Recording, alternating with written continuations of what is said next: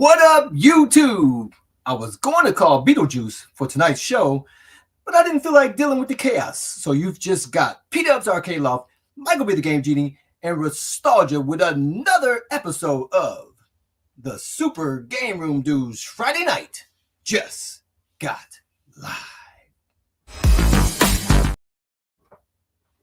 Hello, I'm still live. Detroit.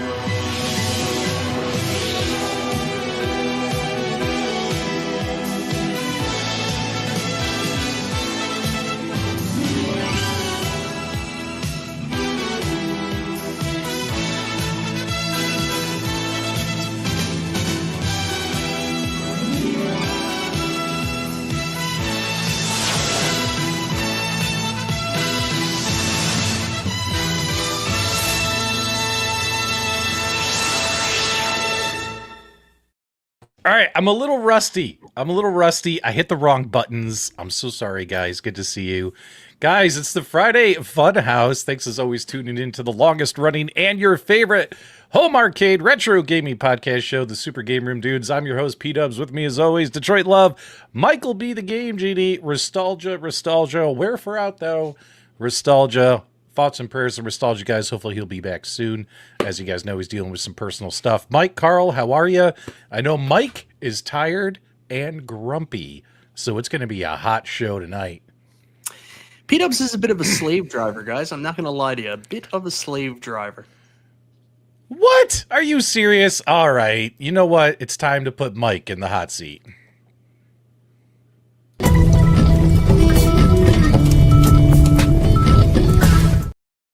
What makes me a slave driver, Mike? I've been sitting here. I did my job all day.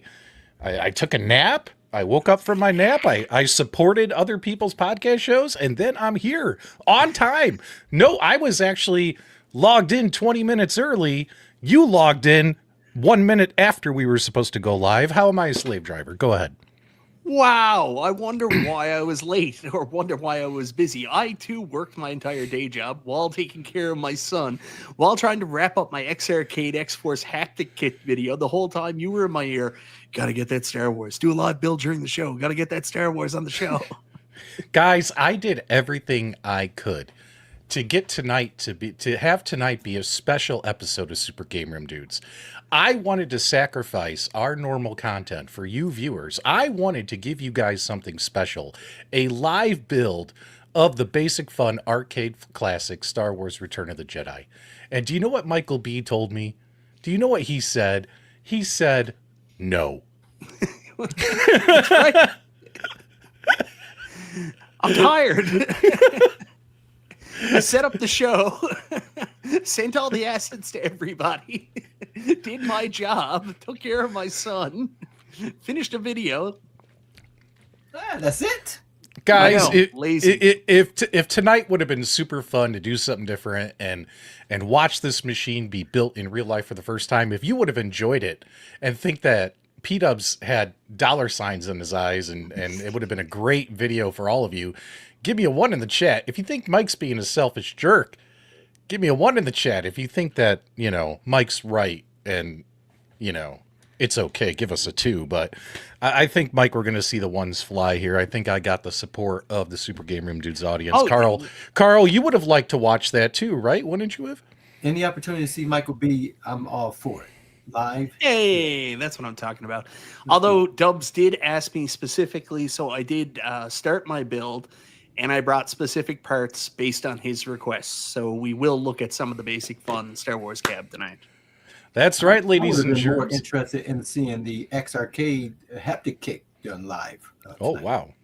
Oh well, that's right behind me, and that thing is incredible, Carol. Like my video's title will blow your mind. It's not a joke. Like I was playing Attack from Mars last night, and it was like 1 o'clock in the morning. I'm shooting footage. My poor kids are in bed. The house is shaking. Dun, dun. It was amazing. See, I took myself off the review list. I said I want to support the guys and buy it. I should have just kept myself on the review list then. That's what I should have did.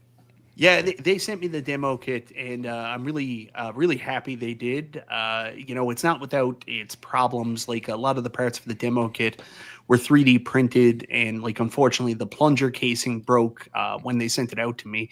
And I was like, oh, not a big deal. Just send me like the file. I'll 3D print another part myself. And X Arcade are awesome. They're like, no. We'll send you like the injector molded piece, like the official piece, out to you afterwards. So really great company, and they got a hell of a product there. That X Arcade haptic kit is it's the real deal. It's everything people wanted and more. Nice. I'm looking forward to it. I'm looking forward to getting mine sometime this year. X Arcades, I've always been a fan of those guys. That's where I've always got my coin doors from over the years. And I've always wanted the tank stick, but I just never could fit it in anywhere. So I was glad to get this thing here. It's a great tool. I'm thinking about using it with my PC and virtual pinball that way, or not virtual pinball, but the VPX with the 3D, with my goggles.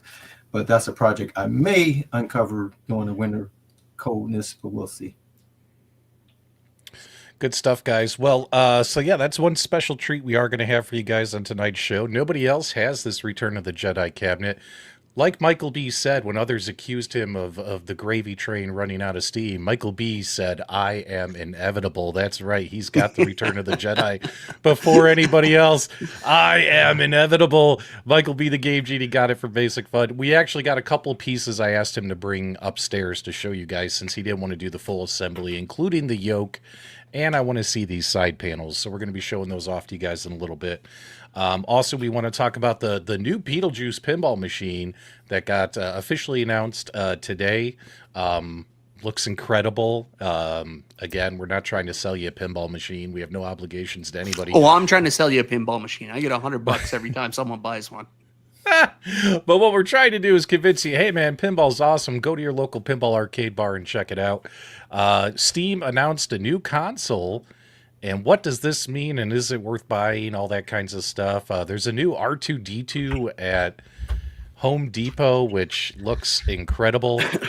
What else did we have for tonight? Oh, I also wanted to talk about something that I found very funny. And but luckily we fixed it. We fixed it, guys. So don't worry, we'll get there in a minute. So, but before we do, as always, we gotta say hi to the live chat. But we got to have a quick football chat. How about my tied for first place Chicago Bears? How you feeling about that, Carl? Both 6-3, baby. Man, what's going to happen this weekend? Close, Keeping it close. What's going to happen this weekend, baby? Are the monsters of the Midway going to get that 7th win? Will Detroit lose and get their 4th loss? And will the Bears be in first place by week 10? Who would have thought that? Not at all. None it's of those happening. things are true.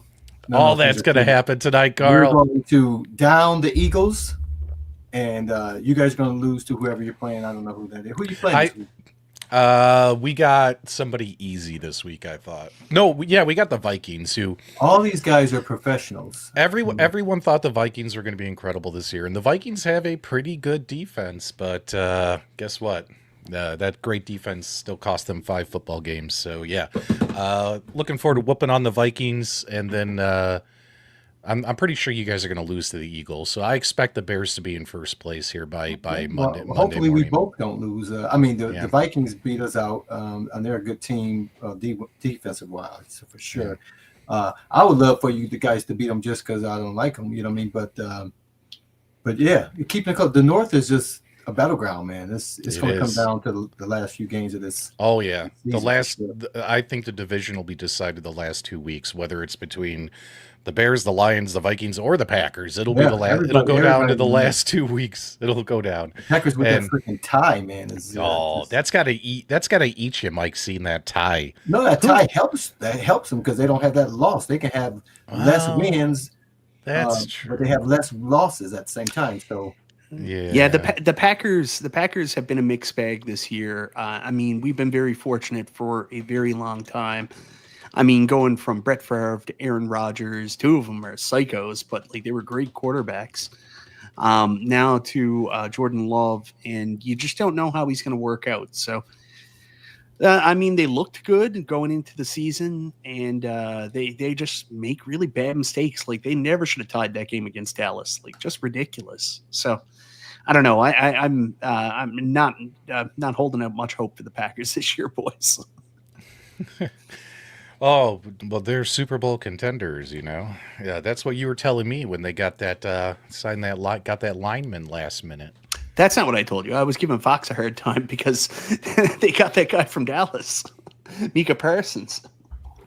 All right, we got Bucks fan right here, Stock Jock. Bucks are doing great even with the half the team out. Dude, every football team's got injuries. I saw MCAP. You guys remember MCAP? He used to do YouTube.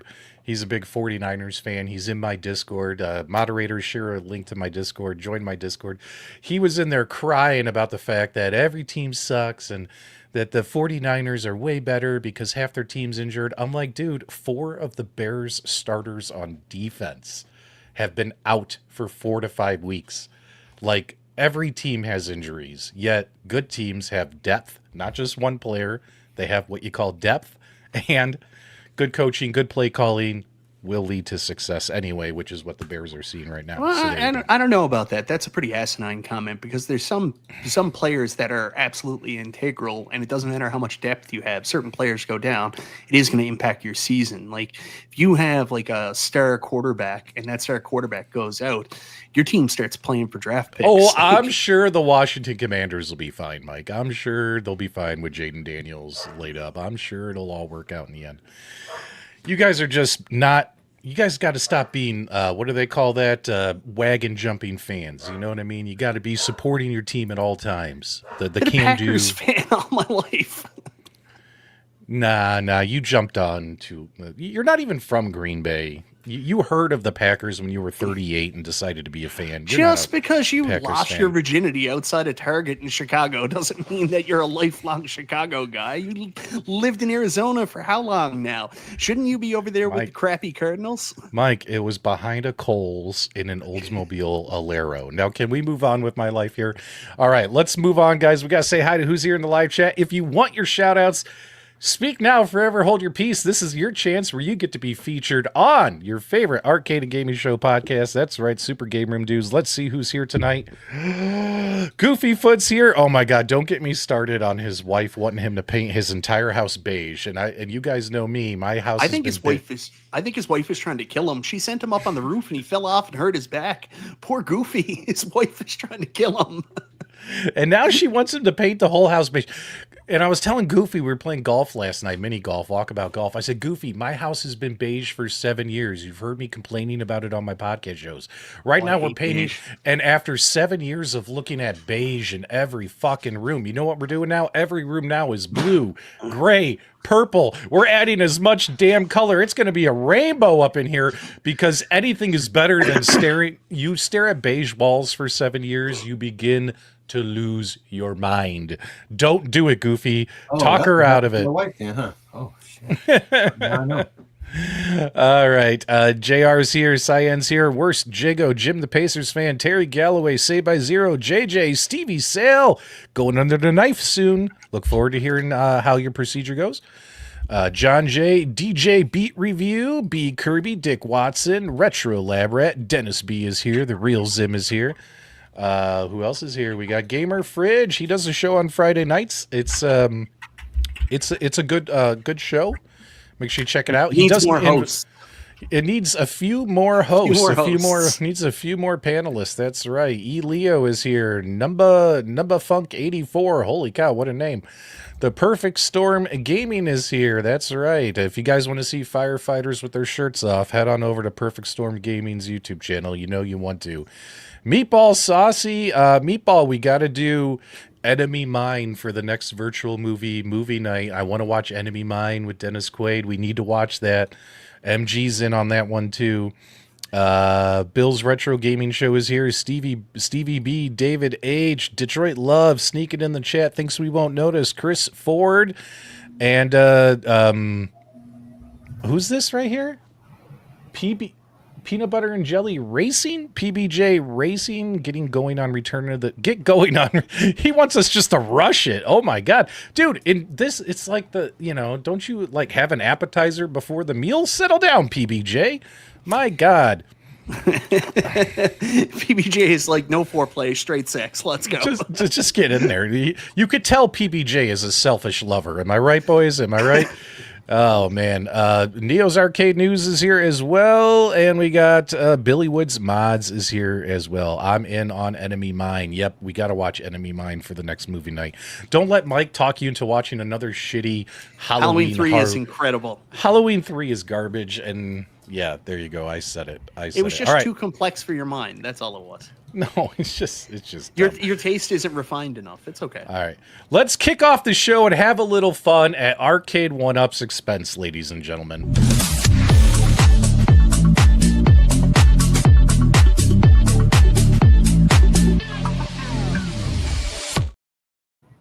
All right, Mike. So what's interesting is I want to share something with you that I found very, very interesting, and that is these Arcade 1UP Street Fighter II HS5 arcade cabinets. Now, what's interesting is these things came out. People love them. They're great for modding. There have been so many mods with these HS5 Arcade 1UP Street Fighter II cabinets, and all the mods are beautiful. I've seen Akari Warriors arcades. I've seen various versions of Street Fighter. I've seen people doing crazy stuff with that arcade, with that shape, and with custom marquees and graphics and turning it into some amazing mod projects. Then it kind of fell off the map. It seemed like they were out of stock. They sold through. I guess there's a very small amount available, and for a long time, and we've talked about this in passing over the past few months, is the fact that, yeah, they're on Amazon, but they're a ridiculous $900 price tag, right? Now, supposedly the reason why is because there's only 100 available and high demand, drive up the price, and whatever sucker wants it most is going to pay that $900 plus and get this machine. And I don't see why anyone would be that desperate to spend that much money on an Arcade 1UP. And here's where we get to make fun of Arcade 1UP and their distributor Spreetail, because A, they're letting this happen. You have less than 100 units left. And I heard on a podcast that they were talking about, hey, well, we sell a couple of these a week, at this price. Well, guess what? That 100 or so, call me crazy, Mike, I want your thoughts. If they sold it at, normal MSRP or even doing a sale a little bit less, don't you think they'd sell all 100 within a week? Like, and just get rid of them and move on with their life? Why are we nickel and diming here to get, 400 extra bucks a cabinet? What's going on there, Mike? Yeah, I'm not sure. Like, I know, I heard from John D back in the day, and I was talking to Neo's Arcade News about this several times as well. It's the way Spreetail does their pricing model. They have some kind of sales algorithm that tells them based on stock, where to go, how much to put it up. Like, basically, it's why I've been telling people, like, don't expect like clearance sales if anything comes out through Spreetail. They just don't do it. I will say I don't find it to be a good sales method. Anytime a retailer is going to raise a product above, manufacturer's suggested retail price, I got like a weird feeling about that. It's very disingenuous. Like, there's a lot of retailers here in Canada that do it as well. Spreetail sells on Amazon in Canada, and you'll find like cabs that are, long outdated, like Time Crisis. And Time Crisis is on sale in Canada right now for like $1,400. Or Wayfair is another one where they sell American only products here to Canada, but it's always like $2,000 for an Arcade 1UP. So it's a really crappy sales tactic. I guess it's not illegal. It just feels like kind of slimy to me. I don't like it, but I do like the fact that they did a sale yesterday during the Arcade Insiders. They put it back down to $3.99. That's one of my favorite Arcade 1UPs that I've ever got. I think that Street Fighter Deluxe is one of the best cabs they've ever made. Everyone I know who has one loves it. I haven't heard anyone tell me they hate it. Go ahead. So I'm super glad a lot of people picked it up yesterday, because I think stock, it's an incredible cabinet. I think that was awesome. They put it on sale. I know some people will get it to mod it, and that's one of the other things that makes it so good. It's got that 6-button layout, which is perfect for using a Raspberry Pi. Some people have done some crazy stuff in the community with modded cabs with them, like you mentioned earlier. But, just stock, it's an amazing cab. I'll never understand Spreetail's model. I understand not clearancing out the stuff, but I don't get how it's, kosher to raise stuff up to those prices. Carl, what do you think? I mean, they're the retailer. They bought these, and and MSRP is exactly that. It stands for manufacturer's suggested retail price. Now, just because the manufacturer, in this case Arcade OneUp, suggested that these machines be sold for $499.99, should Spreetail be charging $900 to $1,000 for the remaining stock they have? And have been doing so for many months now? Well, I mean, it's like anything. The market is going to say whether it makes sense or not. Obviously, they have a right to do that. I mean, we have scalpers that buy all kinds of products and sell them on eBay and other things. So they're just taking that model to Amazon. And Amazon retailers have always marked up stuff, and people don't really realize. It's like if I go and buy anything on Amazon, it's like after my purchase, if I go check that item, it's always raised, not that high, but they do that. It's like they have the analytics to be able to, play with those numbers, raise them, lower them based on when they know people are going to be seeking their products. But again, it's up to them. It never feels right when scalpers or any people buy something at one price and then you only have those avenues to do it. So you take advantage of that avenue. You know what I mean? But again, Carl, yeah, I'm sorry for cutting you off, but I just want to reference. I wouldn't feel at home if you didn't. You made an amazing comment there. It's scalping. That's 100% what this is. They're scalping a product. Right. Yep. Anytime you take something that should be sold at a lower price, and when that cab came out, it was originally $399, which is what they sold it for yesterday. So it sold for the original sale price. It did raise up to $499 US for a while. But like $900 is not the regular price. I mean, that's the inflated scalped price through their algorithm in their system. I know Neo, who is close with Spreetail, saying in the comment, well, if they sell it, what's the big deal? I guess it's fine for them to make money, but it is scalping. It is weird. And I don't know, it just feels gross. Well, let me tell you something. We are living in, most of us are living in the United States of America, where capitalism reigns supreme and the ability to make a dollar, flip something for a profit. That's what this country is all about. I'm all for this. I love this idea. Sell this shit for $900. Some sucker's going to buy it. But here's the catch. I want to see some truth in advertising, ladies and gentlemen. Currently, this is how they have it listed. $910 with a regular price of $1,200, and they're letting people know on the website you can save 25%, guys, because this is a $1,200 machine, but we're going to sell it to you for $900. This is 100% false, in my opinion. This is the way this listing needs to read. I fixed it for you guys. It's $909 based off a regular MSRP of $499.99. Pay us $409 more. That's right, 181% increase because we love dealer markups. This is what Spreetail needs to do. Let's put some truth in this advertising, in this listing, that they are scalping this arcade machine, and I'll be totally fine with it because, you're not forced to purchase it. Am I right, guys? No one's forced to purchase. Like, that's what Neo's saying here. Just don't buy it. It'll drop. Done. But it won't. Not with the way Spreetail's algorithm works. If you get down to those low quantities and nobody's buying it, it still won't drop. They'll hold it. Like basically hold the line as long as they can until the inventory dwindles down. It's not like they'll just do a robust sale at the end because they got 75 left and they're not moving. Well, an example like that, when I built my house here, the builder had such a demand, and obviously they couldn't build all the houses as quickly as demand was, so they would increase the price to try to slow people down from buying it, just to give them some time, but people kept buying. And so they kept selling. They weren't going to not sell it at the higher price, but they were hoping that people would not buy it. But again, real retailers do that as well. They raise it to a ridiculous price, hoping to hold on to it. But if someone buys it, then they make out either way, and then they can lower it at another time. Now, so but it doesn't hurt them if someone buys it at the high. Yeah, price. Exactly. 19K Fox has a theory on this, which I don't think is 100% right, because all their products are grossly overpriced above MSRP. But he thinks that it's not an algorithm, that they're intentionally inflating the price of the Street Fighter II Deluxe to encourage people to buy the Iconic, because the Street Fighter II Deluxe is, $900 on sale apparently, and then Iconic is $600. I don't think that's the case. I think that's happenstance. So I don't fully agree with that. I don't think those two are intertwined. I think this is just the way Spreetail works. Again, as much as I say that it's scalping and it feels kind of slimy, at the same time, Spreetail is the one holding on to the inventory, paying for the inventory space. So I mean, like they do have costs too. So tomato.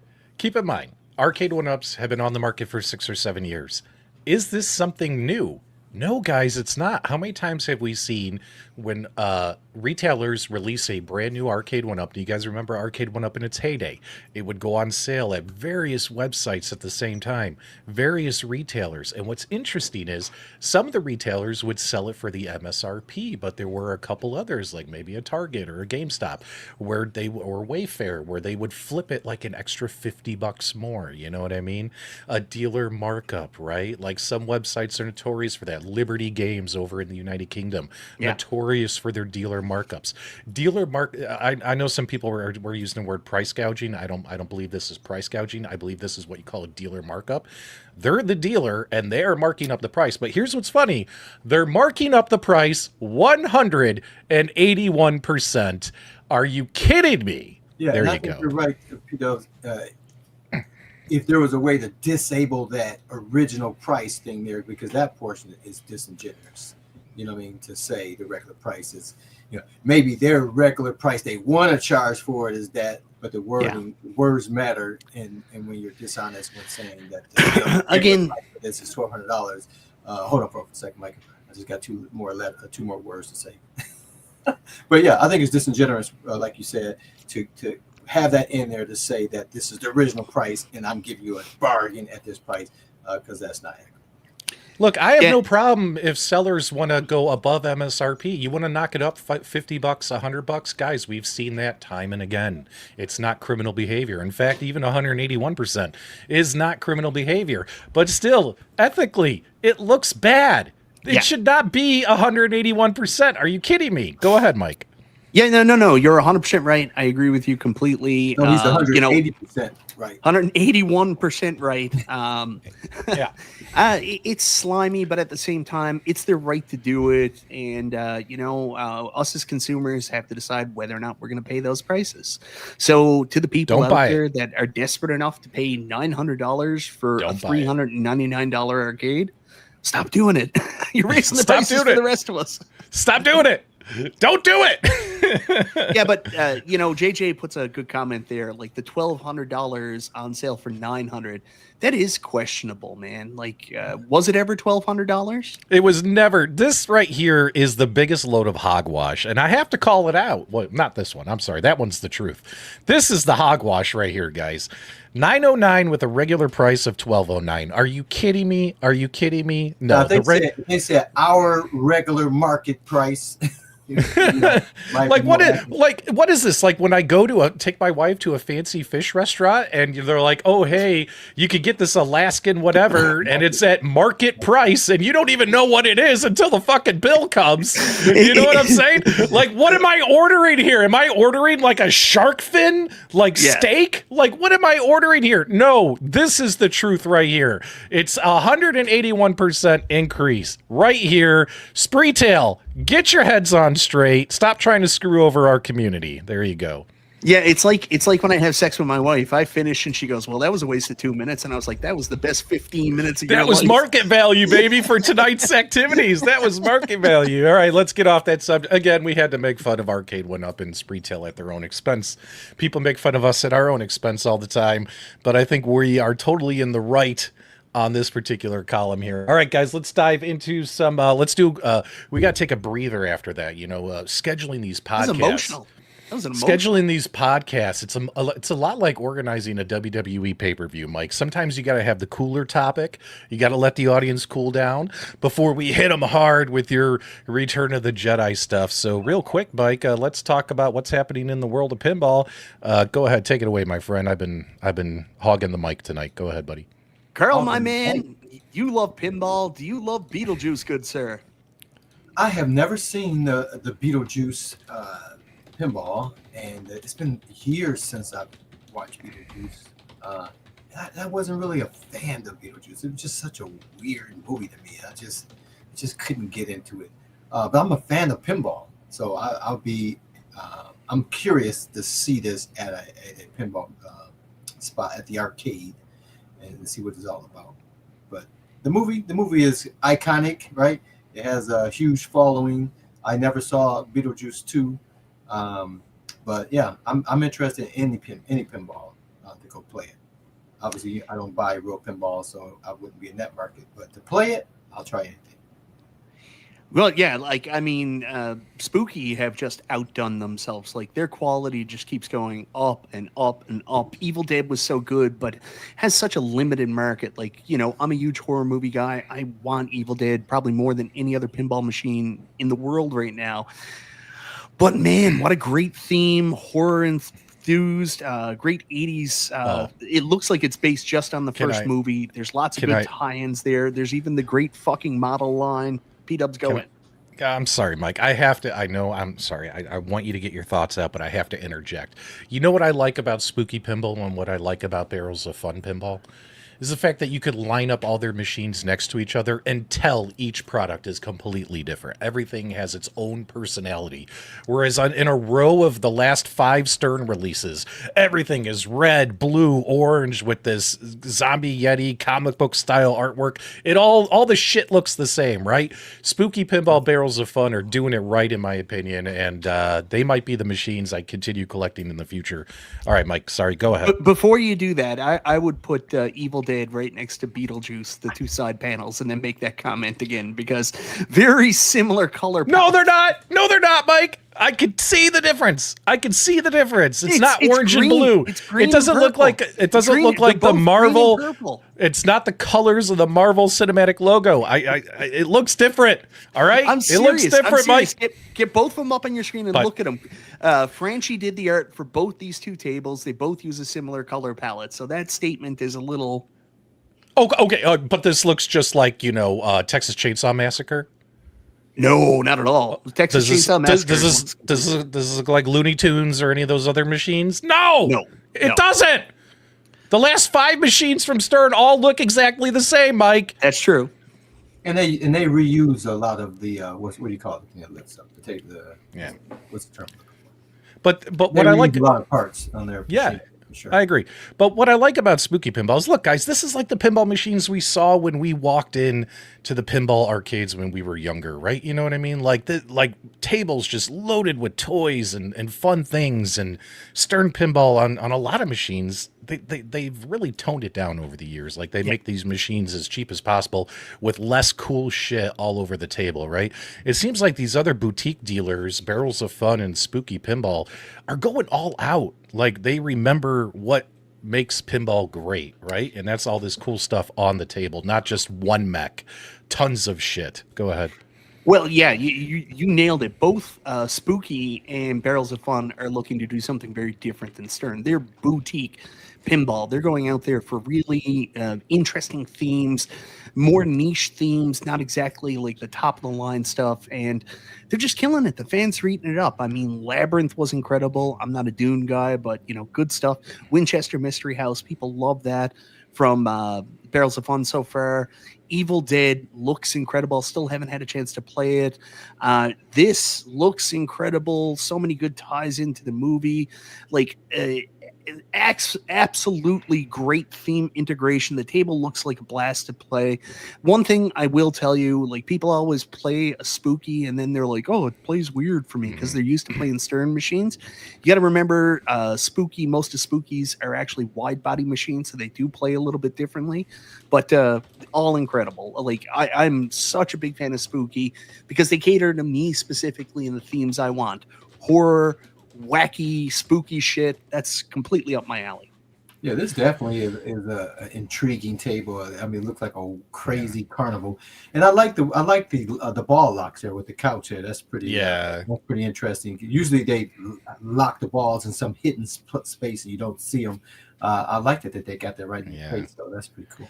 Goofy Foot, you know why Charles Dietz is on this thing. Like we're not even wasn't gonna. In the second movie too. Yeah, we're not gonna bring that up. A couple cool features I just wanted to point out, and keep in mind this thing I think is already sold out, but still, about possibly getting one in the future or even just playing it at the arcade. The sandworm looks incredible. Awesome paint job. Looks just like the movies. It eats the ball. Not only that, it dances.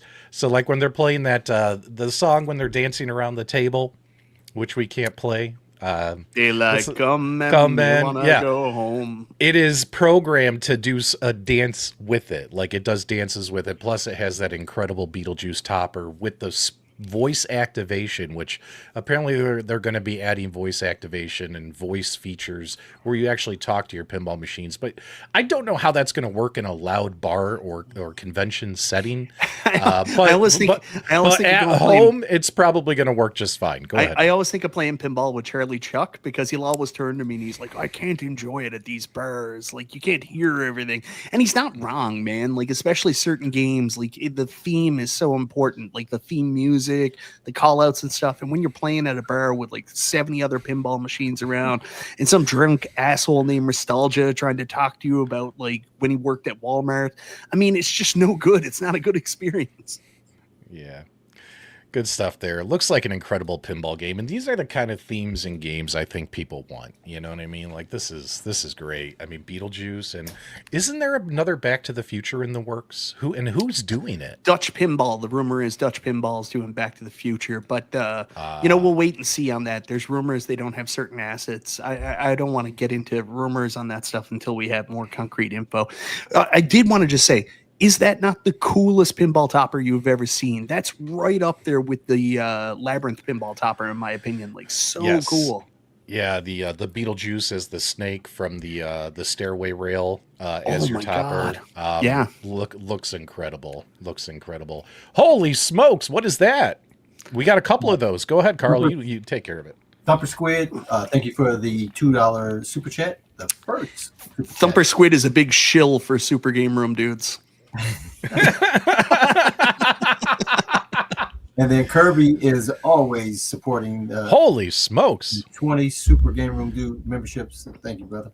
Yep. And as a member, keep in mind your membership perk is you get to walk around and tell other people that you're a member. Like, I mean, that's pretty high end stuff there, Mike, right? Like, do we do anything else? That makes you 181% more cool than everybody else. Not 60.39, 181% better. And Joe Cade, thank you for the $5 super chat. I appreciate you. Thank you. I think Joe Cade put this in here because he's trying to get a bump. He's trying to get a referral for me to tell people to go to subscribe to his channel. So, ladies and gentlemen, do me a favor. When you get a free minute, guys, put a link in the live chat to James Hates Everything. Make sure you guys subscribe to James Hates Everything. Thanks so much, Joe Cade, for the $5. We greatly appreciate it. Oh my God, there it is. There's a tagline for all the drama shows next week. P-Dubs charges people money to shout out their channels. It's a joke. It's a joke. And Joe Cade knows I'm kidding, guys. Make sure you check out Joe Cade on YouTube as well. There you go. MG managed to dodge another 20 memberships. There you go. Can't wait to play golf again with MG. He had me laughing like crazy last night. All right, let's move on, guys. We only have a few topics, but some of these topics will take a while to chat about. Guys, we also have This new Steam console we want to talk about. We also want to talk about this basic fun Star Wars machine. Mike actually has the control panel and the side art. He dragged it upstairs to show you guys. So hopefully we can take a good look-see at that. Oh my God, the super chats are coming in. Carl, you take care of it while I keep drinking my alcohol. Oh, okay. Let's see. Nerd Lounge Master 84, thank you for the $5 super chat. Maybe I will get an invite if I stop the total joke. That is a definitive yes. Stop the toe jokes. It's got to stop. And we have a new member, Chris Ford, 9915. Thank you for the membership. Make sure you tell all your friends. Tell all your friends. And Kirby didn't stop with the membership. Also, $5 super chat. Did you guys raise your prices on membership gifting? 181%. I'm gonna raise my membership price by 881% this week, but then tell people it's on sale down from $1,200. Yes. Think about it, guys. What we're doing here is free capitalism, baby. That's right. You know, we're just going to tell you, hey, the market value is demanding Super Game Room Dudes memberships be $5 a month, but we're going to charge you $9.99 because that's what the market's pushing for. There you go. Oh, look at this. This is like a double entendre. Oh, well done. Even Gallagher though guy. he didn't pay P-dubs, guys, go check out Gallagher Guy 88 after Super Game Room Dudes for gaming happy hour. I don't care. I've been giving out free shout outs for 7 years. Free shout outs, sure. Yeah, for 7 years I had backdoor palm greasing. Nobody on this space drives more traffic to other channels. Am I right, Mike? Like every time there's YouTubers in the chat, every time there's YouTubers in the chat, I tell people to go check out their channel. I do it all the time. Been doing it for years. No one else does it as much as I have, in my opinion. So at this point, Mike, it's time to get paid because we're not in it for money, Mike. We're in it for a shitload of money. Clip that, you bastards. I don't care. All right, Carl, I'm sorry to bore you. Let's move on to another cooler topic. The new Steam console. Woo, let's get through this and then we'll have some fun talking about basic fun Return of the Jedi. Go ahead, baby. Mike, whenever you're ready, tell people all about this.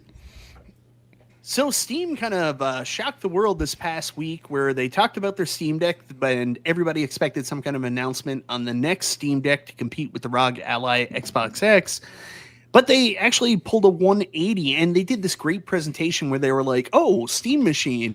Did we not tell you we're making a Steam machine? So the first thing announced was they're making a brand new Steam console. This is the first time in, I think, 12 years they've tried to make a Steam machine. So this new console is coming out. It's going to be 6 times more powerful than the Steam Deck, toting that it's going to be 4K resolution, 60 frames per second. So we'll have to see. I think the first thing they showed actually was the Steam controller. Yeah, hang on. Here we go.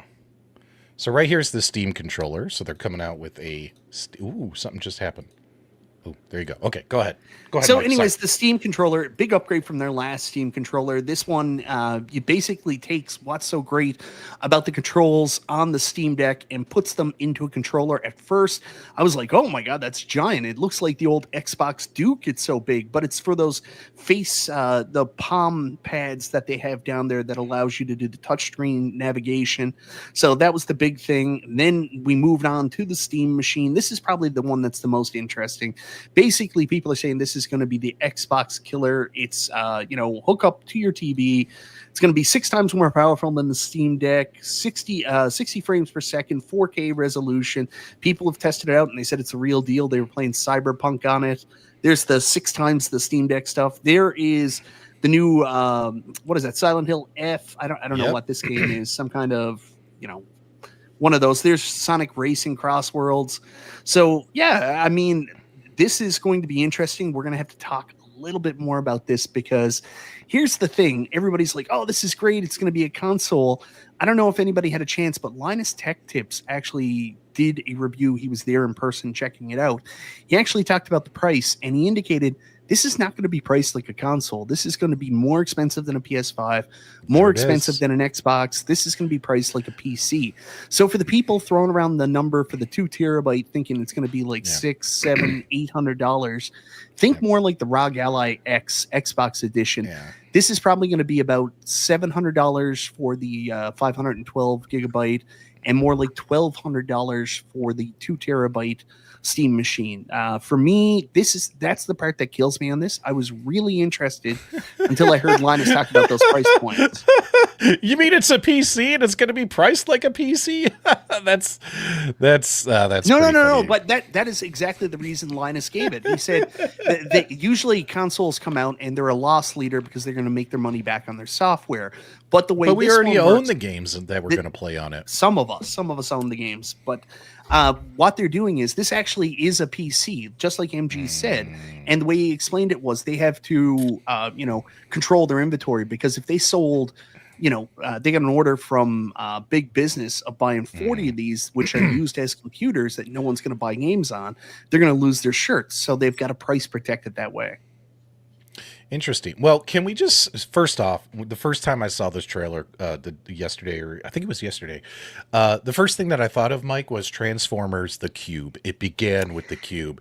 And actually, what you guys don't realize is when you bring this into your home, all your other electronic devices will come to life and try to kill you. So you get that perk with this thing as well. But can we just say, all right, it's fucking adorable. All right. It is so freaking cute. Maybe it's because I had the GameCube and I loved the GameCube, one of my favorite consoles of all time. But it's so freaking cute. Go ahead. That's the funny thing, because it's the GameCube. Steam is run by Gabe, so everybody's calling it the Gabe Cube. Oh, I got you. All right. Carl, quick thoughts here. We got more of the trailer and stuff to talk about. Go ahead. My first time seeing it. I'm not familiar with the Steam like you guys are, so I have no experience with it at all. But it looks cool. It had to come with the LED in the back to put to cast that blue light behind it. Otherwise, oh no, LED's only in the front. So I know. Yeah. You got to have it on the back. Otherwise, this picture's a fraud. So the big selling point for this, because everybody's like, oh, why wouldn't I just buy a PC and hook it up to my TV? The big thing about this is this does have the Steam OS, and most PCs can't run Steam OS regularly without some updates and upgrades of stuff. I don't understand it completely, but it was explained to me. So, if you want that Steam OS that's so good on your Steam Deck, on like a PC, on a TV, to get that couch gameplay experience, this is the route to go. Otherwise, just, stick a PC down there and play that way. No, will this be my entertainment box? Will it play all my apps, Peacock and Netflix? It's a computer. It can do everything you want. If you want to, go to illicit sites and watch pornography all day, not that you would, Carl. I've never known you to be that kind of person, but you will can. my Gremlins play then on my TV? Yes, it's a PC. Your Gremlins can be on your big TV. All right, let's do it. Well, I don't know if you guys heard the news or not, but there are going to be various retailers that are going to sell this thing. Did you hear about who's all selling it? I heard Spreetail might be.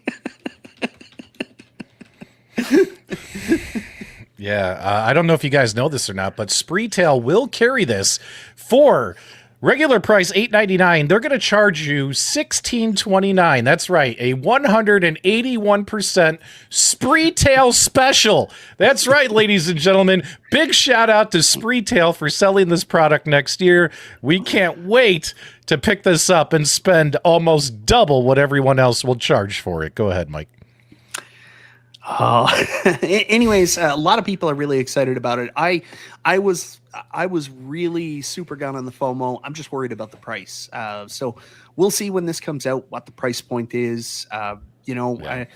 If it's reasonable, this is definitely something I'm interested in picking up. I don't like the Steam Deck docked experience, so it'd be nice to take like this little Steam machine, reasonably priced, hook it up to my big 80-inch, OLED TV, and be able to play on the couch.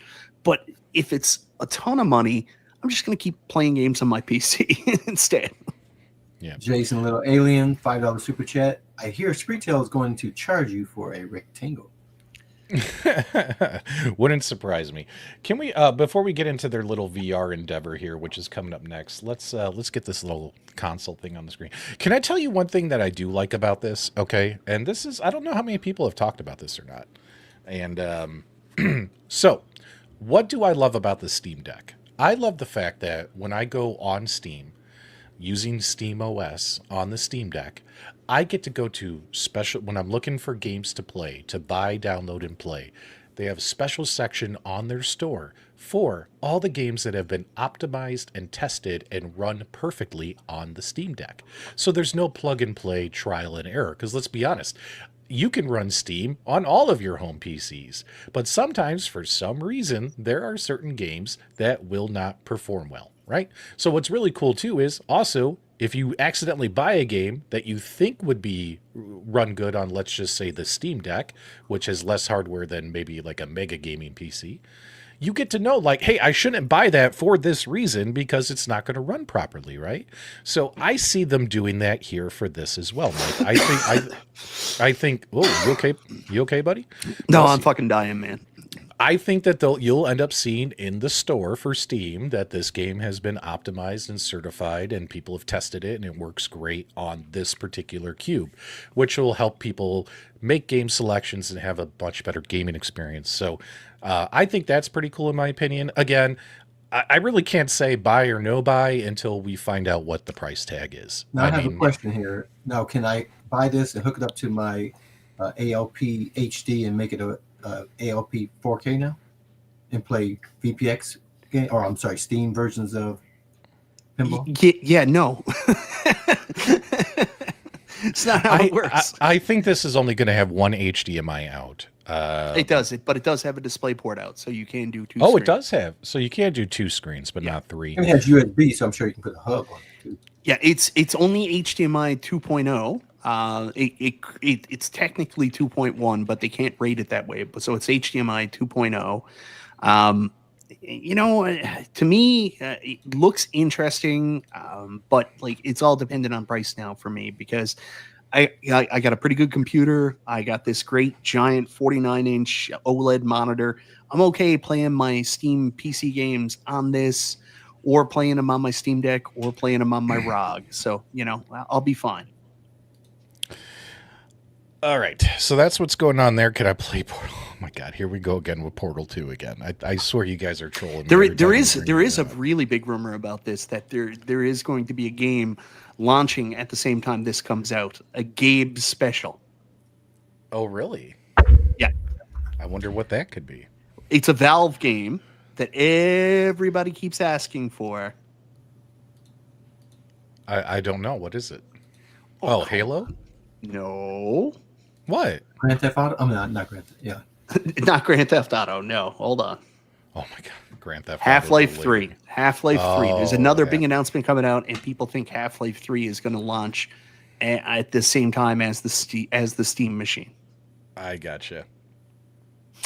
Now, speaking of Half-Life, I actually have Half-Life Alyx on my PC through Steam. So I'm very excited for this next piece of tech that they announced during their hardware announcement. Oh shit, I forgot about that. They're getting into VR, guys. They're going to have pancake lenses, VR headsets where you could plug them in and play your VR games. So it's not like you have to go buy a separate. Let's just say you don't have a MetaQuest 3 and you want to play some. There's plenty of VR games available on Steam. You just need their headset, buy, plug it in, and play, right, Mike? So that's interesting. The interesting thing will be how it compares to the already existing MetaQuest 3 connectivity to Steam. So, like right now, I can already, connect my MetaQuest through some kind of link and play games on Steam. I've played Half-Life Alyx. I've played other games like that. But it's a little cumbersome, but it works. Yeah, it'd be nice. How much you want to bet there's this more plug and play? How much you want to bet, Mike? I guarantee you. Oh, 100% it's going to be more plug and play. Yeah, they'll be like, oh, you should have got one of our headsets instead. A little pop-up's going to pop up. Well, if you take a look at their headsets, even like their little controllers, their controllers are exactly the same. It's just like they took a Quest, just painted it black, and then said, "Yeah, that's a Steam." I forget the name of it now. What was it? It's the machine controller and Steam Link. Well, was it? Well, Well, what I like too about it is, let's say there's some games on Steam that I want to like live stream. Live streaming with the MetaQuest headset is a Hard. challenge. Yeah. It's a bit of a challenge, especially because they want you to do a link where you're actually capturing footage of a stream. You're not actually getting the stream itself, and there's all the kinds of frame rate issues and stuff, and it looks like ass, right? That's why, like with the PlayStation VR, when we did our Pixel Putt golf tournament, we streamed directly from the PlayStation, and that problem wasn't there. Now, what's funny too is if you stream from MetaQuest, which is Facebook, if you stream directly to Facebook, oh, it's a seamless connection. It works perfectly. You know what I mean? But if you try to stream to your PC to then stream out to the world, it's a pain in the ass. And the quality of the streams suck for everyone. So with them having record, everything on my PC looks like ass anyway. So. But their own VR headset, more plug and play. How much you want to bet?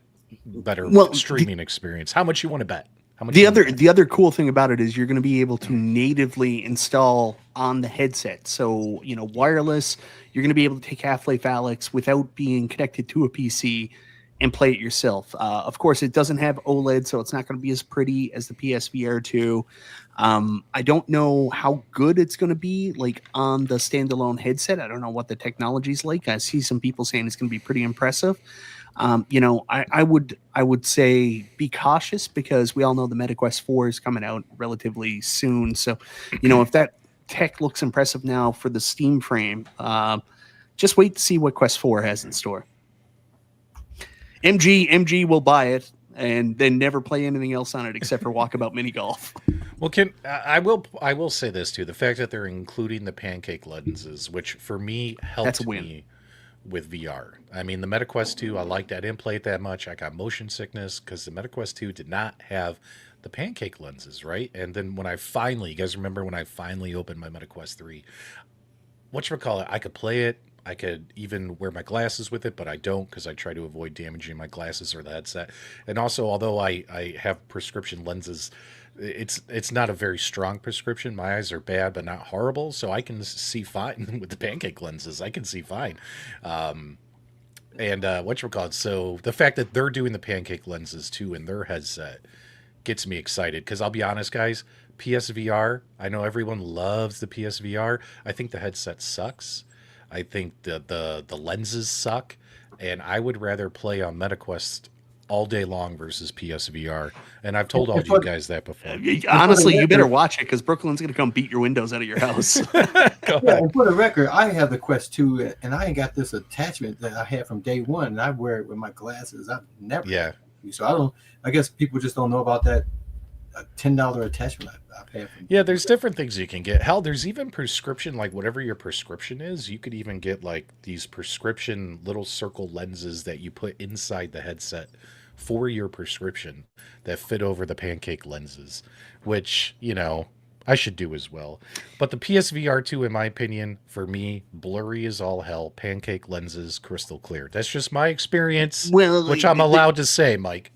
No, you're 100% right. Like when you dial it in, like it is phenomenal, but that's the problem with dialing it in because it's not just the problem of having the old lenses that used to be on the Quest 2. It's also all that eye tracking bullshit and stuff they put into it. Like there's like 16 steps to get yourself really clear resolution on the PSVR, and that headset does not sit comfortably on your head. Like it is one of the most awkward. Like I remember watching reviews about it and everybody was like, oh, it's the most comfortable headset. It's got to be the most awkward VR headset I have ever experienced. Like they went out of their way to make that thing as cumbersome as possible, and that's why it was a commercial flop. Yeah, before we move on to what everybody's here for, I just have a real quick thing I have reached out to New Wave Toys. Just to find out what's going on. And so they explained that they've had an extremely challenging year, a lot of manufacturing uncertainty due to the China tariffs and things like that. But the biggest thing is that Shiloh is still stuck out of the country, recovering from his injuries. And so that's definitely put a damper on the whole operations. So he's still stuck abroad. But he says that the Golden Tee plug and play, which somebody leaked against their will. There is now officially finalized. It's expected to hit BJ stores and their website in December, hopefully in time for the holidays, he said. Yeah. He said, but with that big project finally wrapped up, they're shifting to focus back on the Replicate pre-sale items. So right now they're targeting for second quarter of 2026 to start shipping out those pre-orders. I forgot I even had a pre-order for this Pinball. I have 5 pre-orders with New Wave Toys. Yeah, so they're looking at quarter terrible. 2 of 2026. Bar any new manufacturing or importing issues. But they also said for the people for their current lineup, they're going to have a Black Friday sale for the existing inventory for anybody that's interested in buying what's already nice. I think it's frustrating right now with everything that's going on with New Wave Toys. Obviously, like horrific situations with the same issues everybody else is facing with the tariff increases. They also had that wildfire, and then of course, like extra issues with Shiloh getting hurt the way he did, and how important he is. Like he really is the main cog in that operation. Like it's a nightmare. But I will say this: as much as people are pretty frustrated right now, upset about their outstanding pre-orders.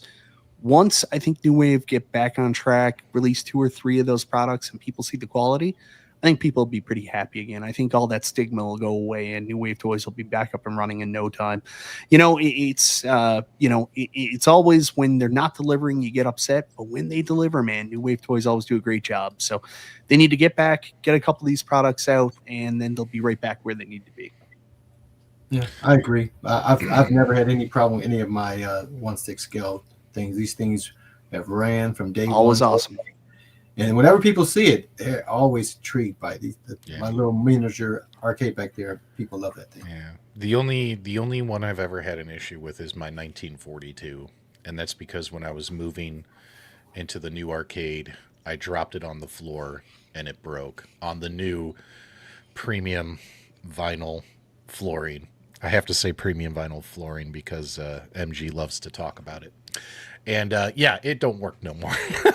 My 1942 is busted, but it looks good on the shelf. It's a great display piece, but it's my fault it doesn't work anymore. Let's do this, baby. We got to get to this Return of the Jedi and then get out of here. I want to have some fun, guys. I'm all about the gaming and making YouTube videos this weekend and having. No, you're not. You're all about you're arsing around on Walkabout Mini Golf with MG and like sitting there and you're like, hey, everybody. And they all suck up to you. They're like, you're wonderful, P-Dubs. You just go in there for your nightly affirmations. It's kind of true. It's so not true. It's so not true. All right, Mike, come on. All right, Mike, I'm going to play this and we'll talk over it. Why don't you can you grab the side panel for us and we'll talk about it? Yeah, sure. All right, guys. So we're going to go full screen here to give Mike some privacy. But here you go. Star Wars Return of the Jedi. These things just hit the ports.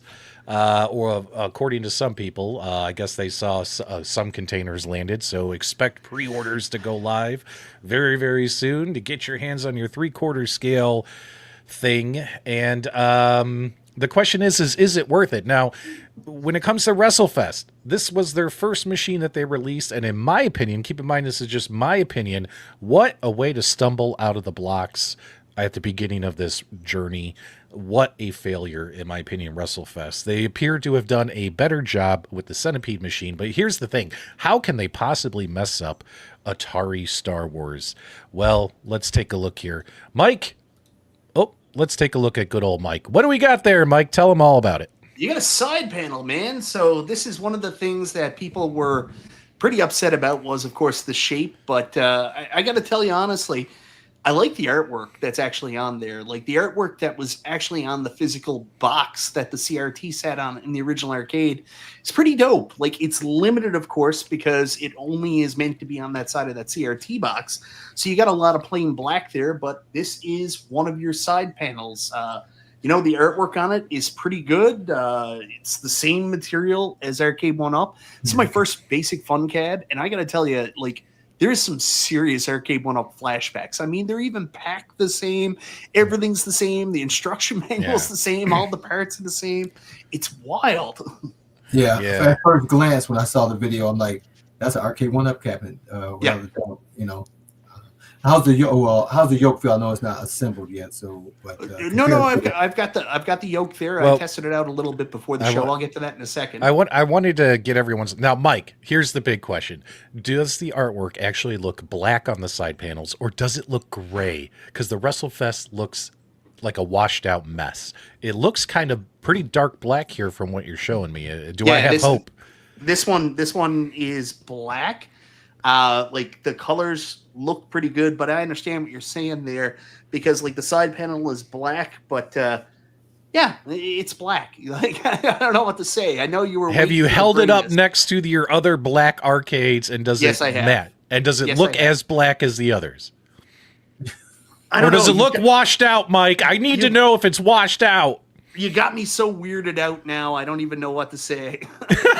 He won't tell the truth, guys. No, it's black. I won't. It is. Okay. All right. Good. As long as it's not washed out, I'll be happy with it. Actually, guys, I don't mind that image there, right there. With is that Luke on the speeder there with Vader in the background? That's Leia. That's Leia. Yeah. That's Leia they are. Well, they're twins. Shut up, Mike. I can't tell the difference. You know. There you go, guys. Let us know what you think of this and the shape of the side panel. Let us know, and then we're going to pull out that yoke. That's the number one thing people want to see is the yoke. I did have a little bit of damage. I had a little look. If you can see down there in the corner, I dropped the side panel trying to get it up here, and I got to get some glue or something to try to peel back the sticker there. So, a little bit of an accident while P-Dubs was rushing me. All right, guys, let us know in the chat. We have some folks saying it looks good. Let us know what you think. You know, one thing people were really upset about was the shape of the machine because, you know, Arcade OneUp Star Wars Empire Strike Back look pretty, have a very Atari arcade style shape, and Return of the Jedi was obviously a different shaped cabinet, but how do you make that 3/4 scale, right? Yeah. So I'll be honest, Mike, that side panel to me did not look horrible. Obviously, we'd have to see the whole thing assembled. All right, tell us about the yoke, Mike. Is the yoke as good as Arcade OneUp's yoke? They say theirs is better. I don't know about better, but I can tell you the control panel does not have a deck protector like people expected. Basic Fun wrote me back about that, and they said, no, we put a coating on it that we tested it. But I will tell you, I don't think it'll be a rub problem, specifically this one. I mean, your hands aren't on this control panel at all. Yeah. But I will say, I just, like, second ding here. I don't know if you can see this here, but by the screw cover, I just glanced the wall a little bit when I was trying to get into my room, and I dinged the control panel, and I got a chip in the control panel. So I don't know what's going on, but that chipped very easily. So not a huge deal, but like be careful with your tools when you're putting these together. That's all I'll say, because they will, while it's rub resistant, I don't think it's exactly scratch and dent resistant. Yeah, and with Arcade OneUp, I've never had that issue with it chipping any corners or edges. As much abuse I put them through, especially with modifying them and opening them up all the time. I just want to say, Mike Gallagher, I did receive the plexi, but I never put it on because I sprayed mine, and it's been since 2018 or 19, and it looks perfectly fine all these years, and that's a well-played cabinet. So as long as you spray it right, I don't think that's an issue. And I prefer touching the exact product. Hold it up. Hold it. Get it. Put it. Get it to the camera. Get your workout today. Point it towards the camera. There you go. That's what we want to see. All right. So the Atari logo looks nice. The Atari logo looks nice. Hey, the yoke is different. The yoke's a little glossy vinyl on the yoke there. A little shimmer going on there. And Mike, does it feel like a cheap plastic, like on the sides where you press the buttons? Does it feel cheap, or does it feel like there's actually some metal in there? In fact, get a screwdriver, Mike. Let's open this sumbitch up. No. So the yoke.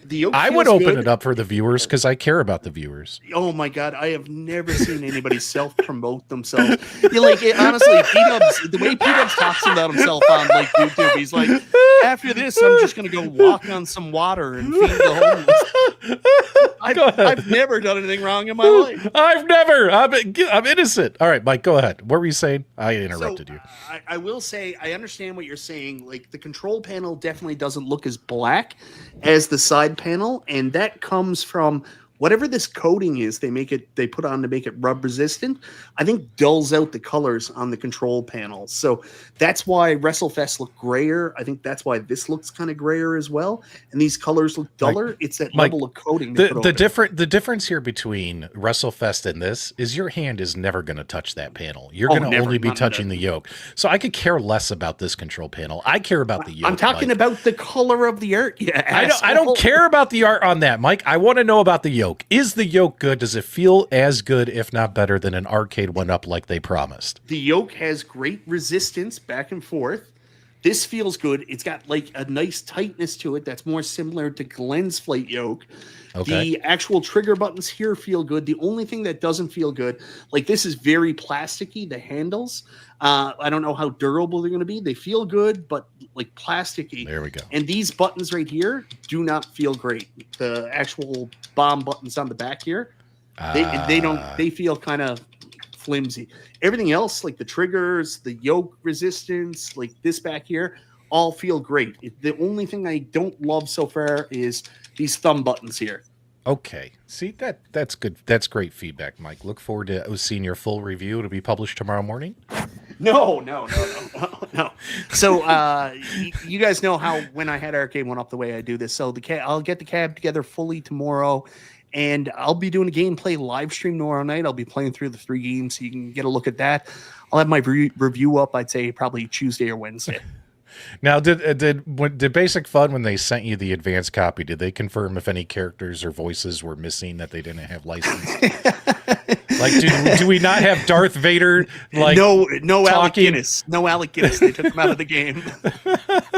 You got no. Mike. We can't joke. We got to be serious. Like, no, is it true? I don't know. Is it true? Like that. I will tell you with my review what I'm looking for specifically. We already know about the shape. The shape is not arcade authentic, so of course I'm going to be talking about that. Basic Fun did give me a reason for why they did that. They wanted to really talk about the dimensions, so they sent me a little piece about the dimensions. So I'm going to be taking a look at that. Mainly, my focus on is this as good as the Arcade OneUp Star Wars? I mean, Arcade OneUp Star Wars was the pinnacle of these 3/4 scale home arcades, so they've got a long way to go. We're going to be taking a look at, obviously, the build, because it's my first Basic Fun cab. I want to see how good the cabinet feels when it's all put together. Going to be taking a look at the marquee. Is the marquee washed out? What does it look like? Because that Star Wars marquee was banging. I want to take a look at the games. What's the screen like? I know that BOE monitors are being used, but apparently they're not the same BOEs that were in the Arcade OneUp. So is this game specifically, where it's so dark all the time, going to have light bleed, going to have any issues like that? Also, what's the emulation like? Does it play as well as the game on Arcade OneUp that Code Mystics did? Then, of course, how good is the yoke? How does that work? That's my main focus for looking at this review. Okay, and then after that review, then you have to let me know if the buy stuff store. I am not putting a buy stuff box in this.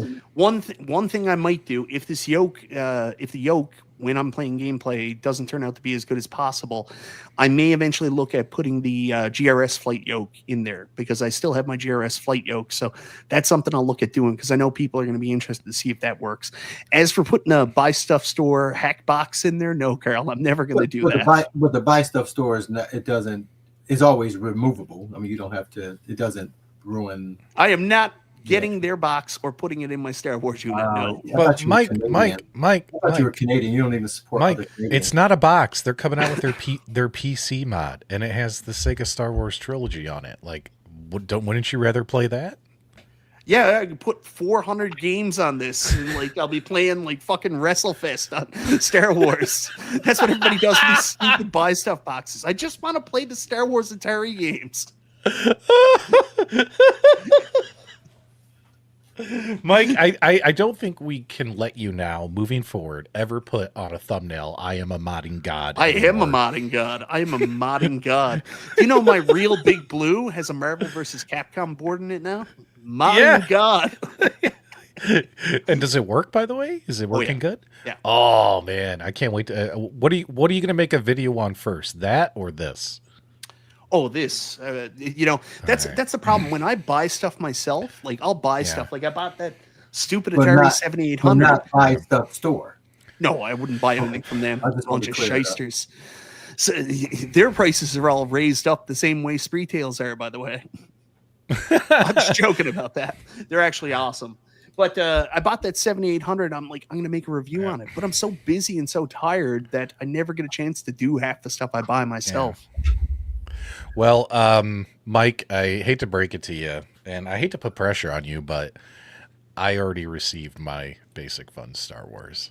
It's built, it's assembled, and I also put on my favorite Hawaiian shirt, and I captured some gameplay footage for you guys right here. So taking a look here, yeah, this definitely looks like P-Dubs play this machine, doesn't it? So here you guys go. It actually looks like Stock Jock. Guys, you don't need to watch. You guys don't need to watch Michael B's shill-a-thon about Star Wars. Here's my video right here. Guys, it's great. Go buy it. There you go. But yeah, too much glare when you try to shoot from the waist level behind the person.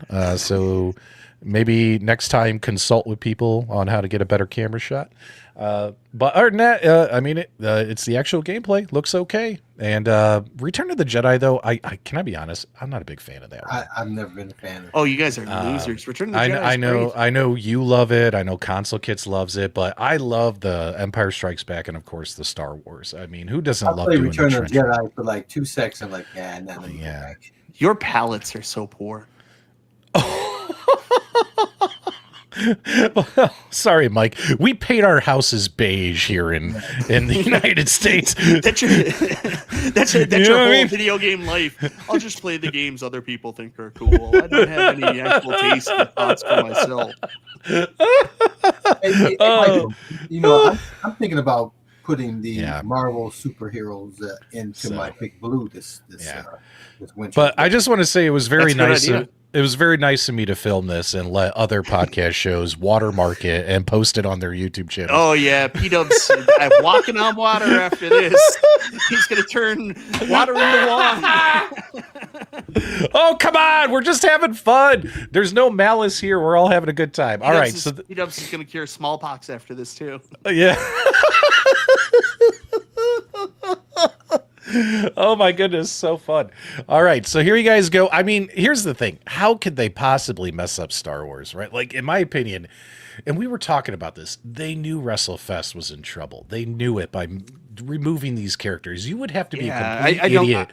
You would have to be a complete idiot to think that this machine was going to be super well received from many, many people, especially critics online like us. What they should have done, and I've said this a few weeks ago, play it safe, play what works, put out the Star Wars. You can't possibly mess this up. Oh, the only way to mess this up is to have a bad yoke and screw up the emulation. But there's no possible way to mess this up. So, release this. You just named exactly how to mess this up. But dude, we knew the yoke would be fine because it's the arcade one up. Arcade one up, and the arcade one up yoke still works in mine after 6 years. It's awesome. Yep. It works great. Work with the Buy Stuff store. But you release this, maybe you do Pac-Man, maybe you do Centipede, you put out a couple things, get yourself a winning track record, right? They came out of the blocks with WrestleFest. And for myself, it really, Mike, this is your favorite word, it really tainted my thoughts of this company. Like, I really have zero interest in buying any more products from Basic Fun or Arcade Classics. However, I hope people tell me this machine is good as well as whatever the next machines are, because I don't want these companies to go out of business. I just, I'm not going to spend my money anymore on them until I hear good things. So no pressure, Mike. Hey, Michael. I'm really... Go ahead, Carl. Sorry. Oh, yeah, real quick. Speaking of companies that go out of business and wrestling games, I have my nephew over here, and I was trying to show him us in the iArcade wrestling game. And just like always, I could never get to that scene, so I had to put the computer versus computer for them to get out of the ring, because I don't know how to get out the ring. You have to see us on the game, so that's pretty cool. Galaga guy says, "Go ahead." There in that wrestling game. Yeah, it is cool to be in a wrestling game, and walking on water. All right, Galaga guy, just on looks alone, the old Star Wars is far superior. There you go.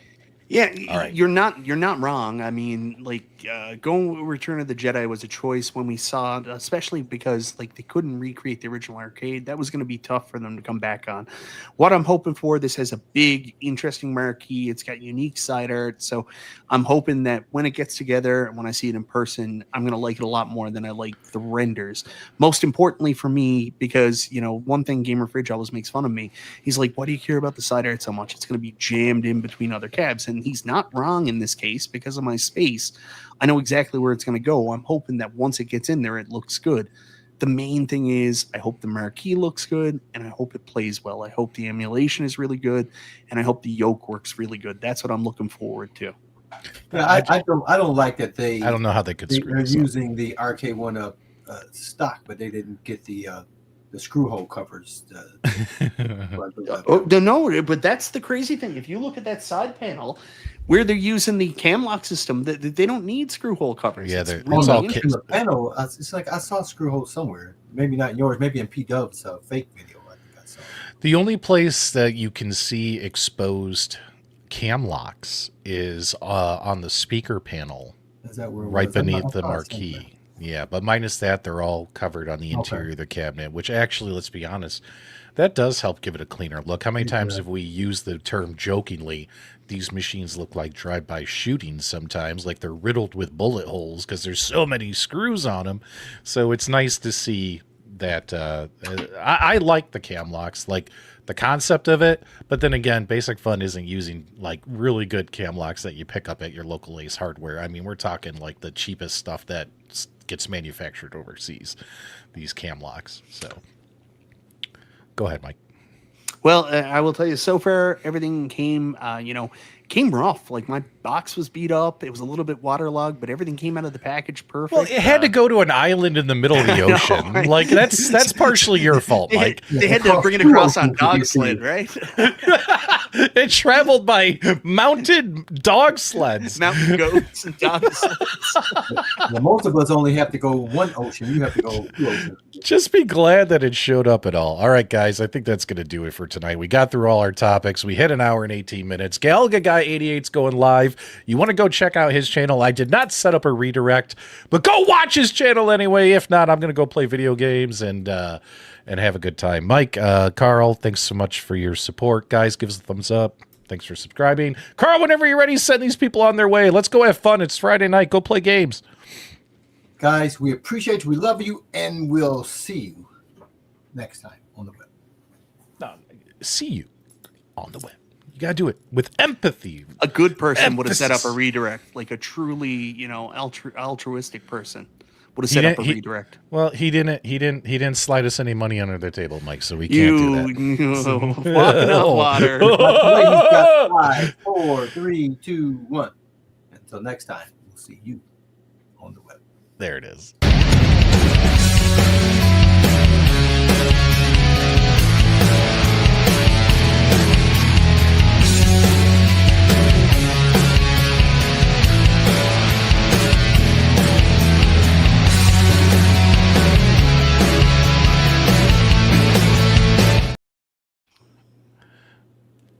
It would help if I hit the end button, which I just did. And I still haven't hit it. There we go.